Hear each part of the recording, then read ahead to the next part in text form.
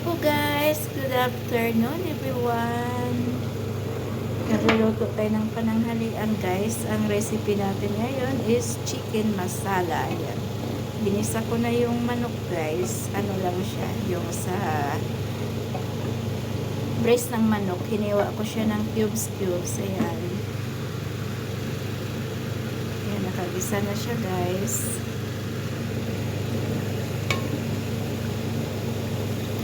Pag medyo wala na siyang tubig, kasi nagtubig lang yan ng kanya guys.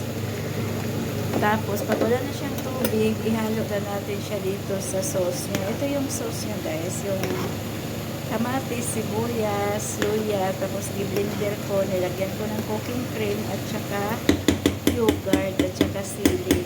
May mga sangkap na rin yan guys. Yan. Tapos habang nagluluto tayo ng ulam, nakasalang na rin ang kanin. Ayan yung kanin natin guys. Dito kasi iba ang pagkasalang sa kanin, kailangan may lasa rin. Kaya yan, may mga sangkap din. Ayan, hinihintay natin na kumulo. Pag kumulo na siya, patayin mo na saglit para tutubo.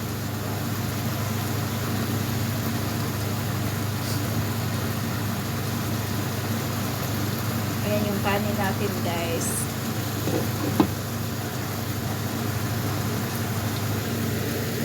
Ayan.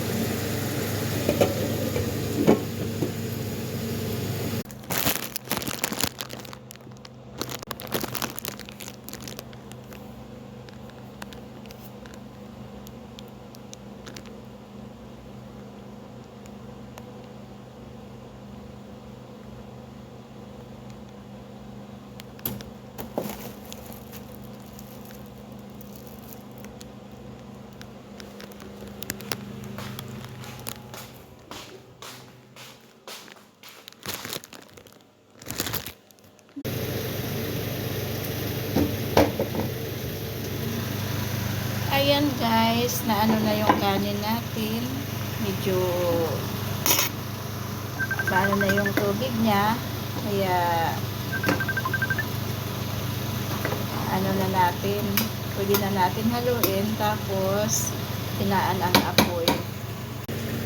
Ito naman guys, sigurado akong luto na siya. Kompleto na yan siya ng ricado. Pwede na natin ihalo ang kanyang sauce.